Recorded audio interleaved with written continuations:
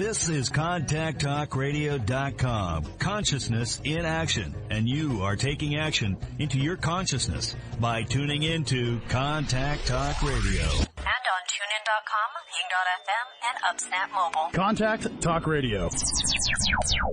Welcome to Medicine and Health with Dr. Paul Anderson. This is a show about opening up the often mysterious world of how doctors think. The goal? To empower the listener to gain access to the best health care possible. Good day and welcome to Medicine Health with Dr. Paul Anderson. That's me. I'm Dr. Paul, also known as Dr. A, if you like it really short. And today, I did 3 COVID Delta related podcasts, full podcasts in a row. I said I wouldn't do the first one, and then look what happened. And as if you've listened before, you know I do like to answer a lot of questions that I get. And so keeping in the theme of immunity and your immune system, sprinkling in a little bit of COVID stuff, et cetera, I want to get right to answering some questions around immunity, COVID and immunity, autoimmunity, some nutrient questions, just a lot of different things that have come in. As I have mentioned, I do on the YouTube feed, I do try and read the questions that come in. I also get them at the website. So the website's simple. It's DRANOW, Dr. A Now, DRANOW.com. And you can find links to everything, but you can also find contact information there. So you can put questions in there. So we just get questions all over the place. So today I wanted to jump in, and I'm going to do these in no particular order. They're how I receive them, and I think they'll serve us well today for topics. So immunity and COVID, immunity and autoimmunity, et cetera. So the first one is, so in the past, and if you see me looking over here, I've got the questions taped up to a easel over here, so they're in large print so I can read them. So that's why I'm looking over there. So in the past, you've given us some kind of high level, big picture things about how the immune system works. Could you just go over again the steps and stages of immunity and how it works, and so we have a framework for where it might break down. So here is the way it works. The first layer of your immune system is actually what we call your non-specific immunity. This means whatever the gambit is that the non-specific immune system has, it doesn't care who the invader is, okay? Specific immunity essentially cares who the invader is. Non-specific immunity doesn't. Non-specific immunity is this sort of native immunity that we have based on anatomy and a little bit of biochemistry and some other things. And so the non-specific immune things include the integrity of our skin, okay? Your skin is a giant reason why you don't get more infections than you do. If you look at people ill, during getting a burn, let's say, or a bad car accident that abrades their skin, the worry there always is, of course, it's terrible to have the original injury, but then there's a lot of bacteria that will get into the opened up skin, whether it's a burn or an abrasion or whatever. That's what happens. That's the first one, non-specific immunity. Things like your skin. Also, now you don't have skin inside your mouth and your GI tract and all that, but you have mucous membrane, which is almost the same as skin, except the outer layer is not what we call keratinized. So it doesn't, that's why it's pink and this is not. The mucous membranes, while not having the nice keratinized sort of waterproof outer layer, have an additional actor that the skin doesn't have, and that is immunoglobulin A. Immunoglobulin A is an immune protein that is produced, and you can think of it sort of like oozing out into your mucous membranes because they're full of mucus, hence the name. And part of your mucus is immunoglobulin A. Now, you'll have this in your ear, nose, and throat area, your lungs, your GI tract, your genitourinary tract. And IgA is sort of like old-fashioned flypaper, if you've ever seen that, where, the fly comes and sticks on it and it can't get back off. So immunoglobulin A is this secretory immunoglobulin that is there in the mucus. And so if microbes get there, it sometimes will bind them up. Now, there's two kinds of IgA that you can have in the mucous membranes. One is non-specific, which just sort of tries to trap anything, but then you can also develop specific immunity. Now, I'll relate this back to something we talked about last week, and that is, how is it that somebody who's fully immunized against COVID can get COVID and even spread it? Where's that lag time? Well, the lag time is because the immunization that you get as an injection goes into your system through your blood and creates IgM and IgG antibodies, but no IgA. Now, if you had a nasal spray, like there's some of the flu mist and some of those sort of immunizations, if you use a nasal spray, you'll create IgA. And so what the folks at the CDC are saying is, well, the reason that people who are fully immunized can get COVID is because they don't have IgA.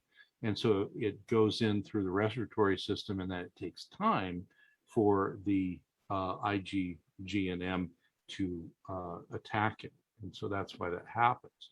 So IgA that's non-specific is part of your non-specific immunity. IgA that's specific is part of specific immunity. Now, then you get to things like body temperature. So you can get a fever when you're sick to help make it unfriendly for the microbes in your body. That's why we get fever. And there's a number of other things like enzymes, and your tears have a lot of things that will take apart bacteria, etc. Now, the next thing is specific immunity. So that's after you get to the inside and you have gotten past things. Then you have, remember, the B and the T cell responses. Now, you can go back and go on my YouTube channel and you can look, there's a couple of B and T cell things there. But just basically, B cells make those antibody things we were talking about, and T cells make the cell-mediated immunity, so the killer T cells you might have heard of. Now, there's a cousin of the B and T cells called a natural killer cell, and kind of like IgA, it has a foot in both camps, where it can be an immune surveillance molecule that's just roaming around your body. And anything that's not you, it kills, it just blows it up. But then there's also natural killer cell activity that is now we know stimulated by the specific immune system.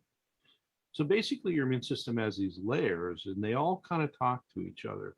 So for example, one big place of crossover is a antigen presenting cell, a macrophage that eats things, gets a hold of some bacteria that you don't want, or a cell with some virus in it or something, eats it up.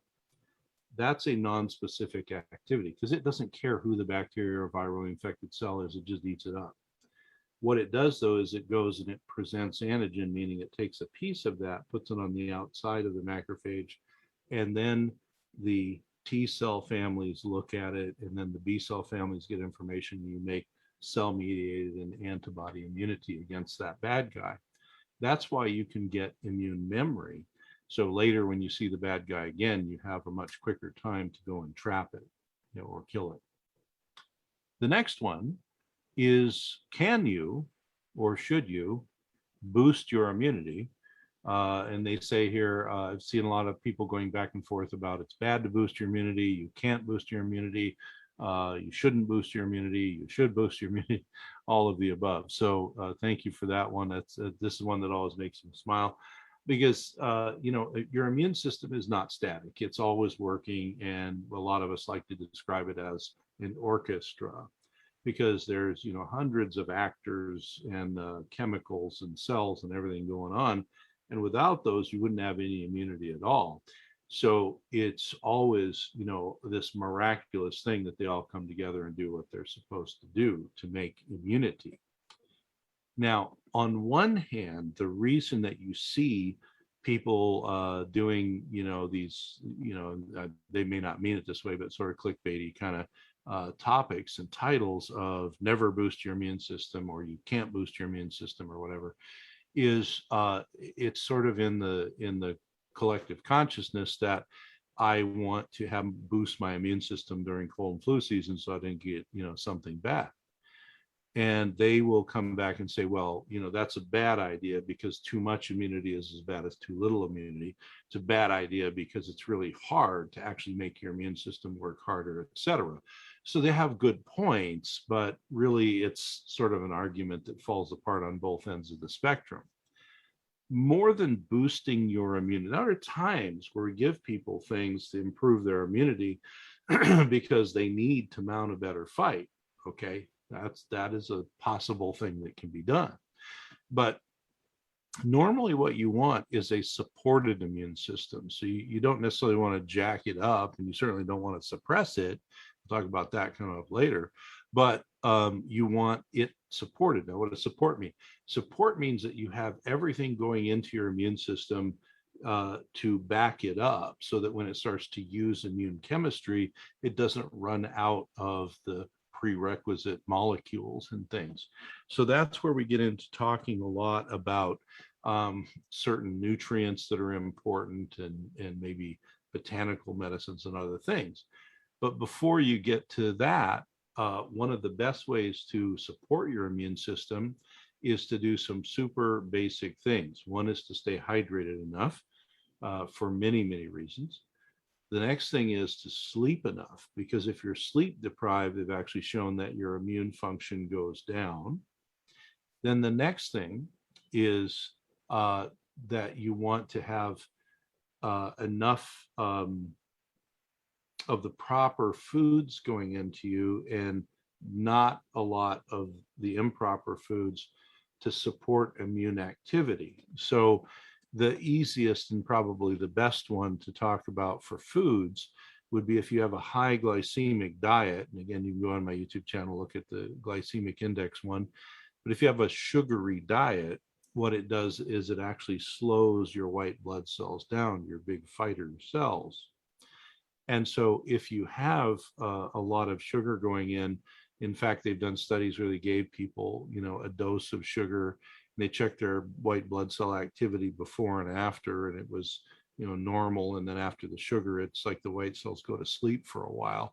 So during times of stress and immune challenge, et cetera, big way to support your immune system, in addition to sleeping, drinking enough water, et cetera, is to actually avoid sugar.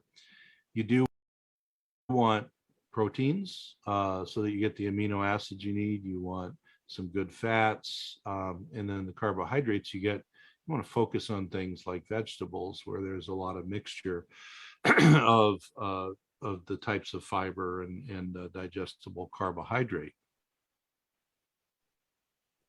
And again, if that topic interests you, go to the YouTube video Dietary Macrobes or Diet Macros, and it's all about those things.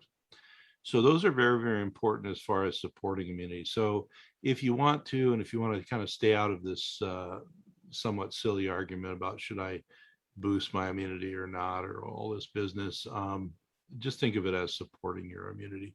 That's really what you're going for. Now, there are specific things you can do to help, and we'll talk about them specifically coming up in another question, because I see it's coming up here. But nutrients can be important. Now, I was reading a review of a clinical case earlier for legal reasons, and the other reviewer was saying, well, you get enough nutrients from your food, you should never need additional nutrients. And I know that that's something that's been said over and over in American medicine for a long time, and it's just plainly not true. It is very hard to get all the nutrients you need out of your food. because of many, many reasons that I've done in previous shows. Supplements can be helpful. Now you need to be thoughtful about, so you don't want to over supplement or under supplement. But the bottom line is, when you go into needing to support your immune system to go into a fight, you're going to upregulate your immune system, and that is going to make you really use up these nutrients and other things, vitamins, minerals, amino acids, fatty acids, etc. So it's not that you're really like priming the pump or something, but you want the good guys around to support your immune function. So when it's called on, your immune system is ready to go. It's ready to fight. Next question is a really good one. And it says, so if I get sick with something like COVID or some other infection, and I also have autoimmunity, what do I look out for? So just to review, autoimmunity is literally when your immune system attacks a part of you. So one of the most common forms of autoimmunity is called Hashimoto's thyroiditis, where your immune system attacks your thyroid gland. That's not a very nice thing, right? Or you could have rheumatoid arthritis, where your immune system attacks the lining of your joints. Also not very nice. Or you could have a digestive system autoimmunity, like say Crohn's or colitis or something of that nature. Or you could have a neurological autoimmunity like multiple sclerosis and others. So there are many forms of autoimmunity. Now, if you're getting sick or sick and you have autoimmunity, there's a couple of buckets of problem that you can get into. So one of them is autoimmune people can tend to be on drugs for their autoimmune condition that are also immune suppressive. I'll talk about the mechanisms of that in the next question, but that is one bucket of problems. The other bucket of problems is an autoimmune person can have an imbalanced immune response, meaning their immunity is all focused in this one area against those parts of you that you have autoimmunity against. But then you have maybe a little bit of immune neglect in another area because you're all focused over here in this one area. So there's a couple of things to watch out for. One, many people, not all, but many people with an autoimmune disease can get aggravation of their autoimmunity with an infection. Okay. And that's because the infection causes the immune chemistry to rise. The body is already autoimmune, so some of that immune chemistry rise goes over and overfills the autoimmune bucket. So one thing you do want to look for is a change in your symptoms. And let's say you've been pretty calm with your symptoms, whatever they are for your autoimmunity, and now they seem to be ramped up, and you also know that you're also sick. Now, there's no way not to get sick, really, practically, because everybody will get an acute something somehow. But what you want to do is monitor and mind yourself during that time period. Now, if you're autoimmune patient and you're not, sometimes on the front end of treating autoimmunity, you're not controlled really well with your autoimmunity, and you get a lot of symptoms, that's a time to call, your primary medical caregiver or your specialist and just let them know that, you've got a cold or flu or COVID or whatever, and you're having these symptoms. They need to know about that so they can appropriately deal with it. So for safety, you want one of your healthcare providers to know this. And one of the reasons is if, let's say, you're on an immune suppressive drug and it's helping you, but then you get an infection, you might need some extra anti-infective treatment to back up your immune suppressive drug. So that's another thing autoimmune folks need to watch out for. Now, as goes with these things, there's never anything that's 100%. And so when I say that an autoimmune person tends to get aggravated during an infection, that doesn't mean all of them do. I got a great comment earlier, it was yesterday, I think, and then this morning, where a person said, hey, do you want to hear a real weird thing that happened with my health? And I said, oh, okay.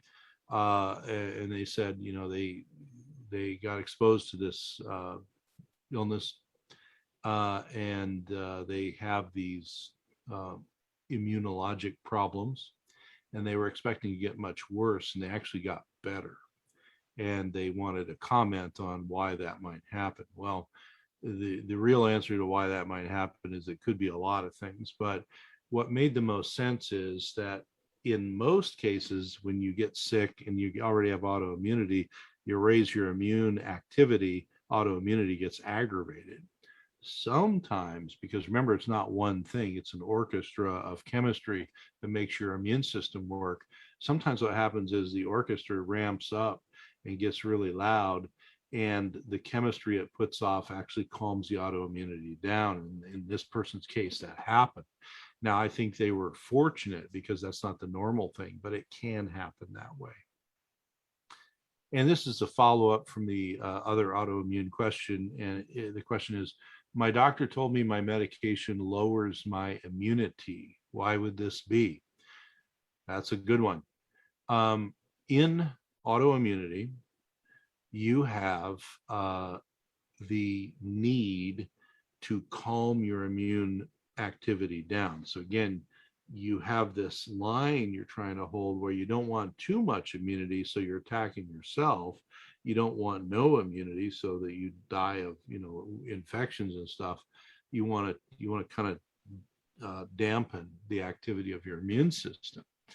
Now, there are many, many ways to do this. There are a lot of things people will try from the natural world that are immunomodulatory. A real good example is like curcumin from turmeric. Sometimes essential fatty acids are used this way, et cetera, et cetera. But in the drug world, and this question particularly was about drugs that lower immunity.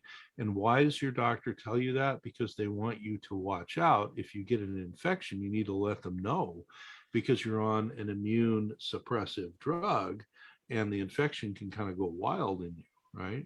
So you do have to be careful. So that's why your doctor tells you those things. Well, there's a couple of mechanisms by which these drugs will be immune suppressive. So they're not really immune modulating, they're more suppressing the immunity. But the bottom line is you can get an overall suppressive drug like a high dose of a steroid, and an overall suppressive drug like high dose steroids is very good at calming the autoimmunity down, but it basically opens the door up for other infections to come in. Why would that be?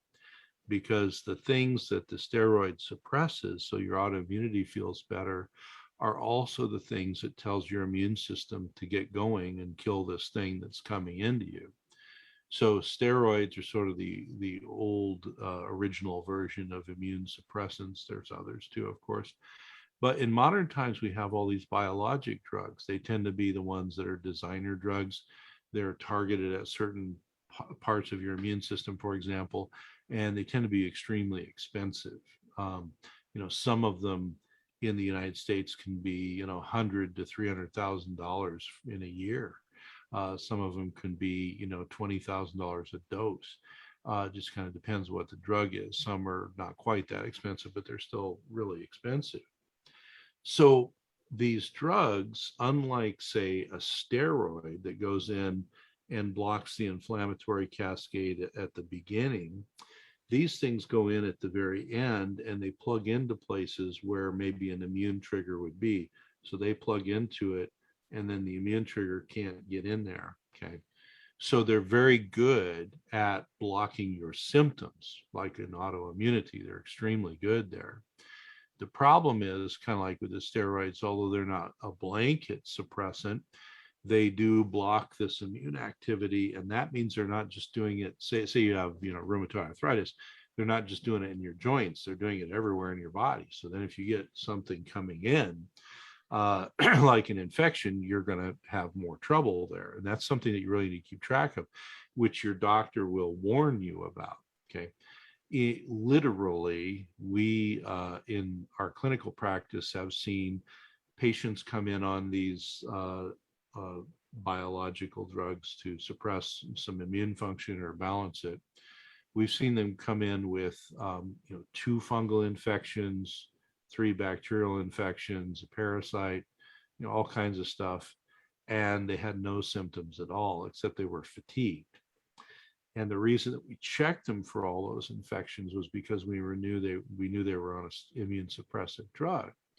And so while they didn't really have a lot of symptoms from these infections, they had to be killed, these infections. You have to monitor that sort of thing. So that's what your doctor means by your medication may lower your immunity.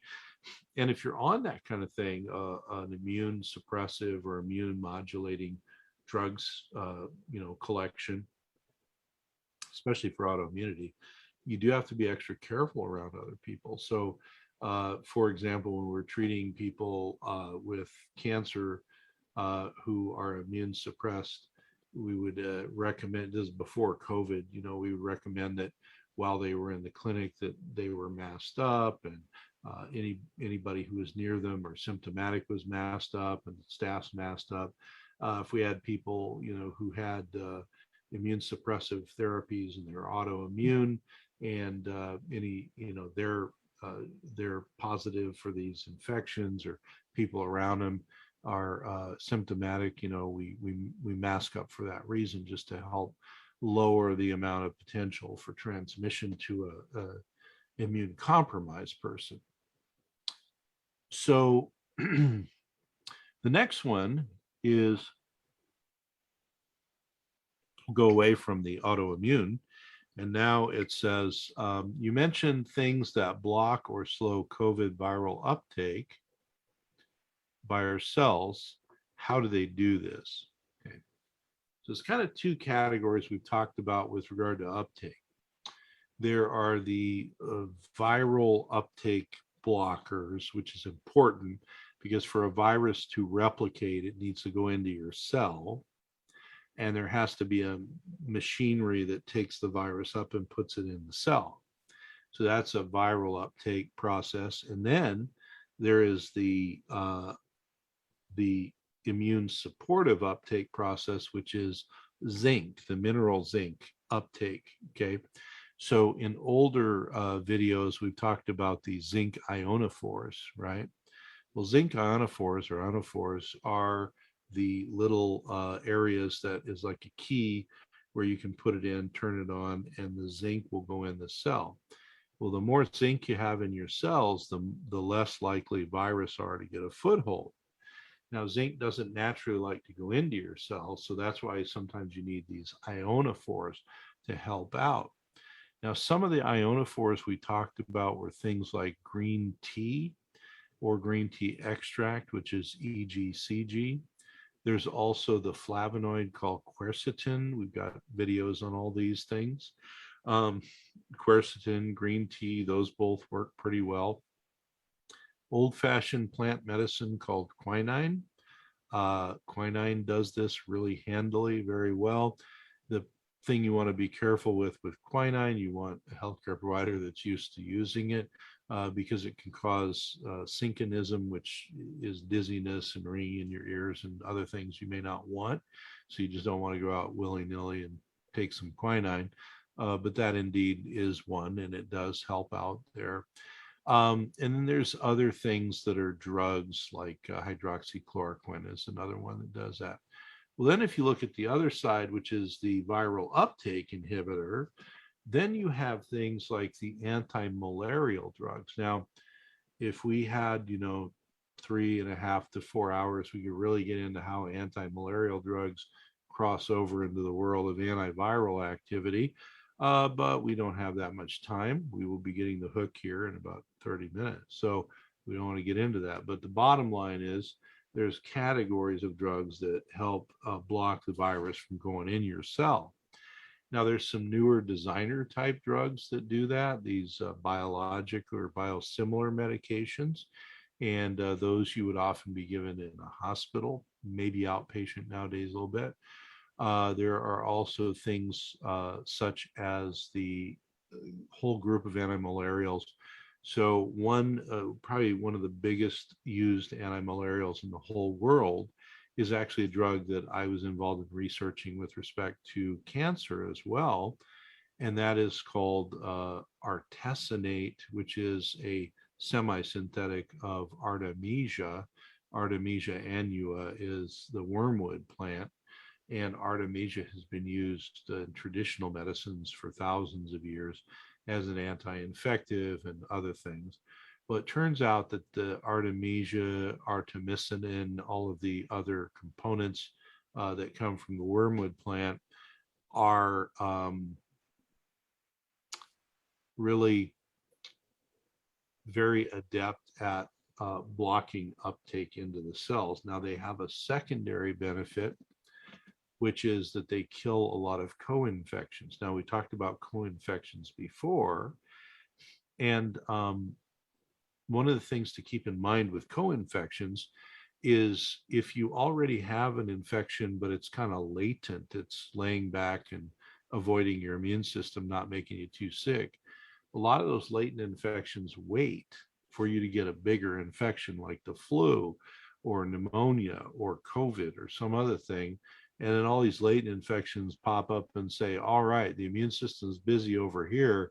We're going to replicate and create a problem. So now you don't just have pneumonia or COVID or the flu or whatever. Now you got COVID, pneumonia, or the flu, and all these other latent infections that were laying around. And people always say, well, if you're not symptomatic, how can they be a problem? Well, they aren't a problem when you're not symptomatic. But when you become symptomatic with the other disease, the immune system can't fight on all those fronts at one time. And then it becomes very, very important for your immune system to be balanced and not have to fight all these other guys, these co-infections. So it turns out that some of the anti-malarials, like Artemisia family, kill a lot of the co-infections. We've used it a lot for that. Others to consider would be, we mentioned hydroxychloroquine. Ivermectin works in a similar way, blocking viral entry. And then, as I said, there's a lot of new modern designer drugs that do this as well. Now, the next question was a follow-up, and I kind of jumbled those together, but they were basically talking about zinc, and you said zinc needs to get in the cells to help with viral infection. That's where the zinc ionophores come in. So literally drinking green tea, if you like to do that, is a support to zinc getting in your cells. Quercetin you find in onions and certain other plant material. It's a flavonoid. It's a polyphenol from the plant. You can look up quercetin was a Quercetin, quercetin, and just look it up online. Say foods with quercetin. Now, let's say you're maybe exposed to people a lot who are sick, you healthcare worker, or maybe you live with people who bring home stuff from work, and you're concerned about your zinc getting in there.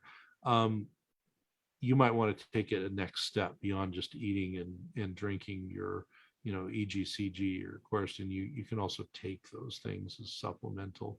Just take them along with your food. And that's probably the best way to do it. In immunologic cases, like with COVID and other things, we may actually give extra of those, or maybe some medications that do this zinc thing. But while we're on zinc, this is something after I printed these out that I saw, again, a really big kerfuffle online. I think, social media is great because it connects us all and we all get to see stuff and we watch strange videos like this one. But social media also has a whole lot of, contention and drama and other stuff on it. And this was on a healthcare provider group. So, they should know better, but there was a big, pardon me, my allergies getting the best of me. There was this big brouhaha going on in this group about, well, we're telling people to take zinc, but zinc depletes copper and it's dangerous and all this. Well, of course. All right. If you know enough that, you're licensed to prescribe something like zinc, you're supposed to know enough to know that zinc and copper have a balancing relationship. And in your body, you use zinc in certain places and copper in others. If I put a lot of copper in you, I can deplete your zinc. Put a lot of zinc in you, I can deplete your copper. So the real point of their contention was a good one. It was about safety. But here's the rational way to think about this so that you don't have to worry about these things. Yes, and if you go back to, my videos and a lot of other people's videos early on in COVID, a lot of the doctors were talking about zinc. They were telling you, take 30, 50, 70 milligrams of zinc a day. Remember, take it with food because it make you throw up otherwise. So eat half your food, take your zinc pill, eat the other half of your food so it digests, right? But we were talking about that, and every time I said it, I said, this is a short-term thing. Long-term, what do you want to do? You want to have all the trace minerals, because it's not just about zinc. Obviously, zinc's important, and a lot of people are zinc deficient. You can actually get it tested. But the important part about that is you want to have all the trace minerals there to build you up and to balance the zinc out. So for the most part, what I have done through all through my years of practicing during cold and flu season, and now in the last year and a half daily through COVID, is to give people a multi-mineral. Now, multi-minerals come in different types. The ones that I give tend to be a multi-trace mineral because a lot of people already taken calcium and magnesium and other things like that. But the bottom line is you want to look in there and you want to make sure you see zinc and copper, and they'll be in a ratio that's appropriate. You'll see selenium and chromium. You should see molybdenum, and there'll be other trace minerals. That's a very good product. So what I had people do was to get their levels up, to take a little bit extra. Let's say that the recommended dose is, make it easy, 1 pill a day, right? Take it with food. Well, what I would have people do is, 3 or 4 pills with their food for 3 or 4 weeks, and then go down to 1 pill a day. So then you get this nice little crescendo going up, kind of fill the tank, so to speak, and then you go down to a maintenance dose. But here's the thing, trace minerals like your B vitamins and vitamin C are all water soluble. So that means that what you take today that you don't use can leave your body. Now, minerals get stuck in a good way in enzyme systems and things. So they might be occupied. So they might all be leaving today, but they also don't build up in your body, with the exception of your bones and a little bit in some other tissues. You don't really store minerals long term in places. So you do need to be mindful of getting them in. Same with B vitamins and vitamin C, the water soluble nutrients. So zinc, all the kerfuffle about it's got to be balanced with copper and all that. If you just take a reasonable multi-trace element and maybe in the beginning do a little bit more and then back off, take it with food, you're always going to have those things balanced out. Okay. So what else on the question board do we see? Oh, a really good one. I've seen this discussed and I've been asked it.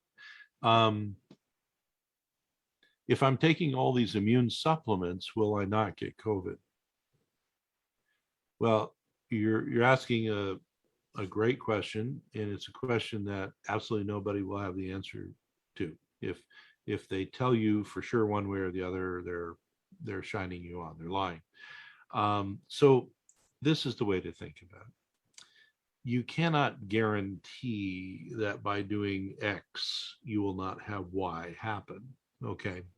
It's very hard to prove prevention, meaning unless you've got decades and a lot of people and they're all doing something and you can make a causal association between we took these nutrients and those people didn't get COVID, you can't really prove that one way or the other.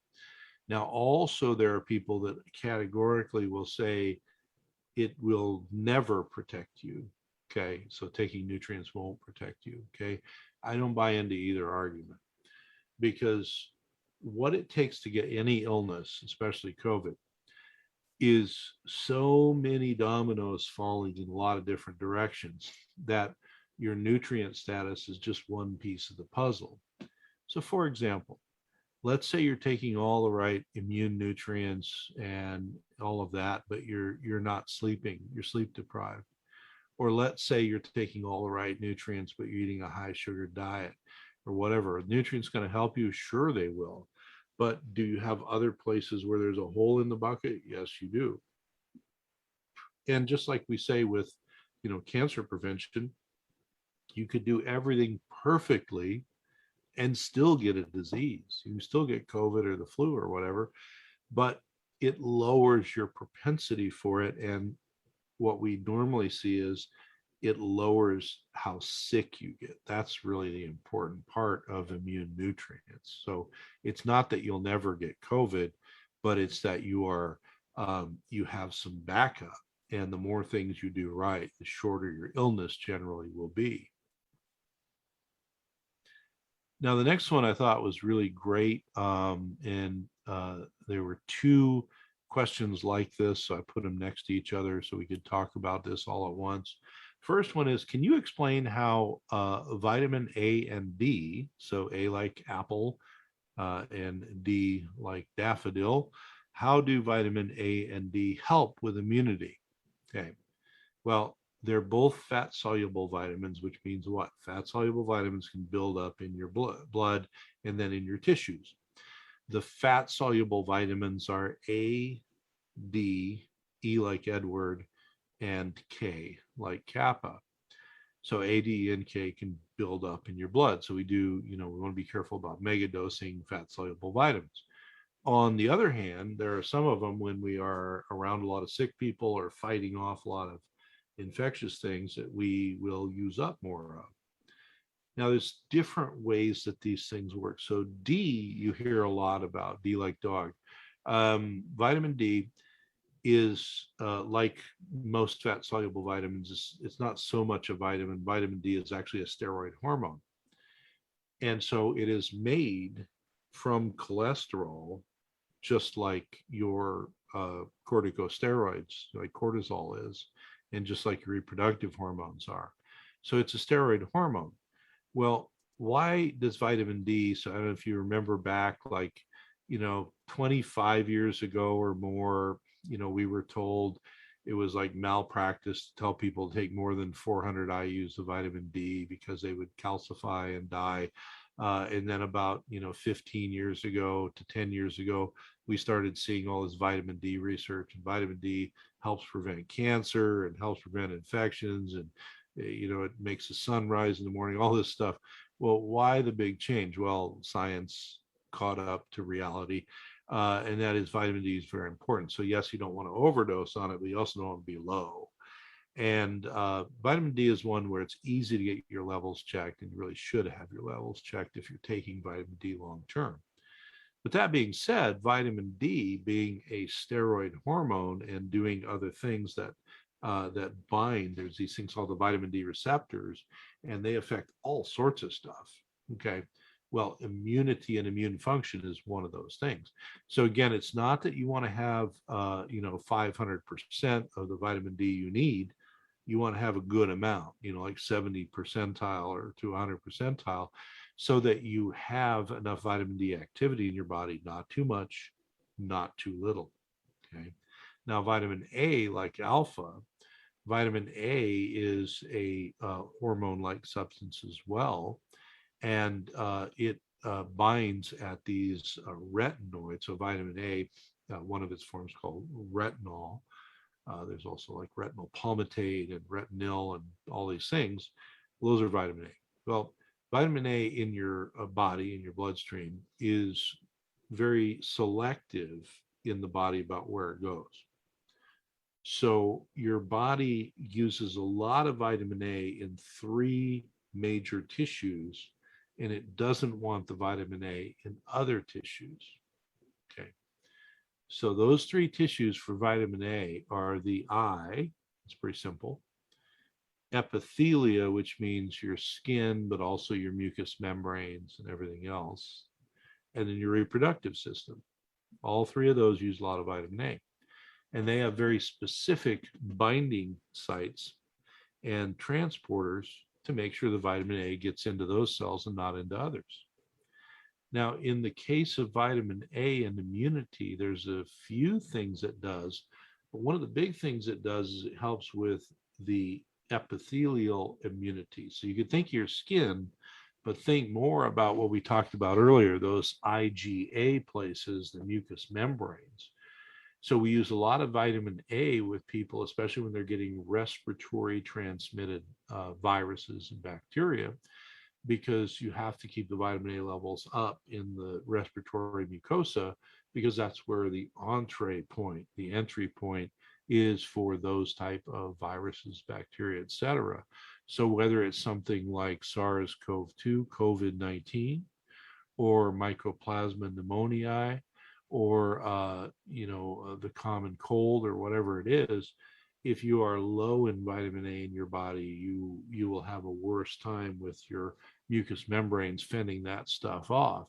So that's why vitamin A and D are often given. Now, they are fat soluble, and we definitely test people's vitamin D. We sometimes will test vitamin A if we use it a long time, but kind of like the zinc story, we don't give like tons of vitamin A forever and ever and ever. You take enough and then you back down. I really recommend with fat soluble vitamins with any medical treatment, because remember, number one, this is all just my opinion. Number two, it's not medical advice. Number three, if you get your medical advice from TV or YouTube or the radio, you're probably in trouble. So check these things out with an educated healthcare provider, meaning they've done some extra work to figure out and understand how to dose nutrients and things of that nature. Getting to the next follow-up question, which is, my doctor told me vitamin A and D were potentially toxic and I should not take them. Why would my doctor tell me that?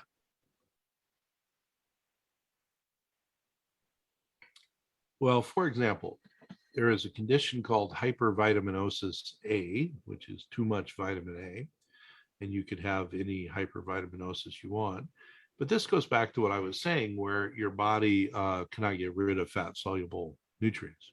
So A, D, E, and K, we are always cautious about super high doses, because eventually your body will fill up with them. For example, your liver will store a lot of vitamin A, because that's where a lot of the transporters are made. And when it runs out of storage spaces, you can become vitamin A toxic.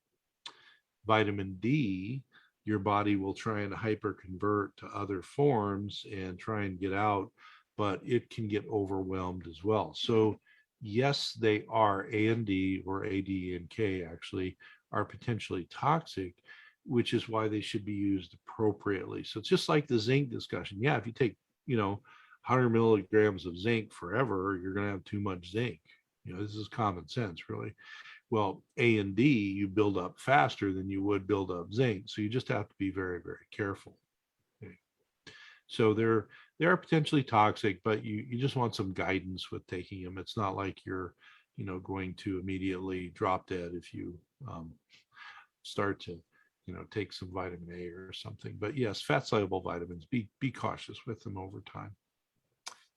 I got this question a whole bunch of times, and I think it's a great question. I'm going to try and do it justice.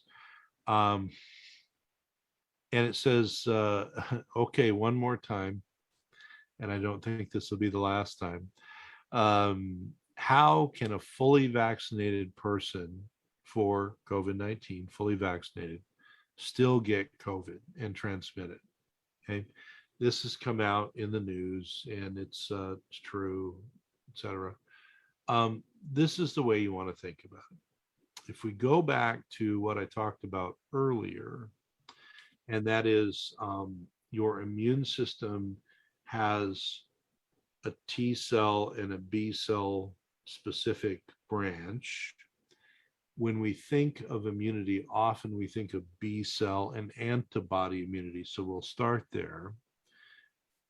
And if you get an injection of an immunization, either into your muscle or subcutaneously, that goes to your peripheral circulation and it bypasses the mucous membranes. Okay.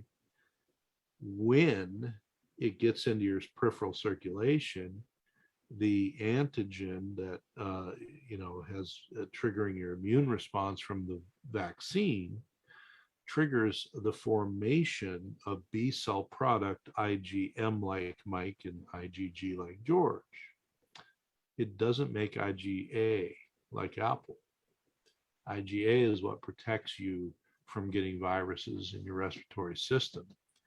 So the reason currently with the vaccines that are out right now that help you trigger IgM and IgG, and also then the T cell products that we've talked about before, those vaccines do that, but then they don't make the IgA to protect your mucous membranes, your respiratory system. And so there's this lag time where you get exposed to COVID-19, especially with Delta variant, et cetera, but you get exposed to COVID-19, you're fully vaccinated. It gets into your mucosa in the back of your throat, your nose and throat area, et cetera, even your lungs. There's no IgA against it made. And it takes the body quite a while before the IgM or IgG response reaches your mucous membranes. Now, what that translates to is that whole time before the cavalry comes and the IgG or M gets there, you are breeding COVID in your respiratory system, and you can give it out to people. So this is why they talk about protection methods, whatever they are, distancing, masks, etc., even if you're fully vaccinated, because you can be a breeding ground for COVID just as much, and this is based on the CDC research I cited in previous Delta episodes, so you can go back there and look at the show notes in the YouTube. You can breed it as much as an unvaccinated person, and that's how that happens. So there's a lot of things to think about. There's a lot that goes on. But I think, we've tread over some good questions. That's probably enough for one day of new information. I do just want to, number one, thank everybody who's not only watching us on CTR, but also has gone over to YouTube, and they can share these on YouTube with friends and family. I really appreciate that. I want to thank you for subscribing to the YouTube channel. That really does help out, liking, sharing, all of those things. It is true. It really helps. Really appreciate all of the questions. Now, remember, if you're trying to find one hub where all the stuff is, like the newsletters, the Instagram account, the Facebook account, YouTube account, other articles by me, and just all the stuff, Dr. A, it's just dranow.com, dranow.com, dranow.com, dranow.com. And you can go there, and there's links to all of this stuff that's out there, because it's there. I'm in a lot of places all at the same time, and people have a hard time kind of keeping up.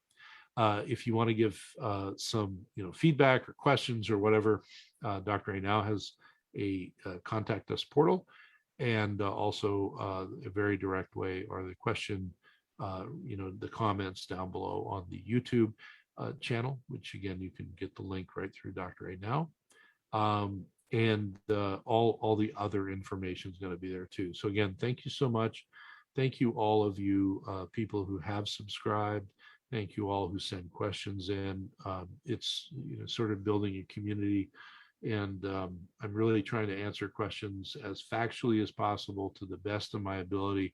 Sometimes with stuff like, well, everything, but like with COVID, where it's a moving target, and we know stuff now we didn't know 3 weeks ago, and we certainly didn't know 6 months ago. You do the best you can. And I always try and be really upfront with, we don't know this, but this is what we think is going on. I'll try and answer your questions as very, very honestly as possible, and without a lot of drama, because I don't do that. I know it's a big thing on social media, but I don't need to involve myself in that. All right. Well, we're going to get the hook. This has been a great show. Thank you, everybody. And I'm Dr. Anderson. I'll see you all on the radio next.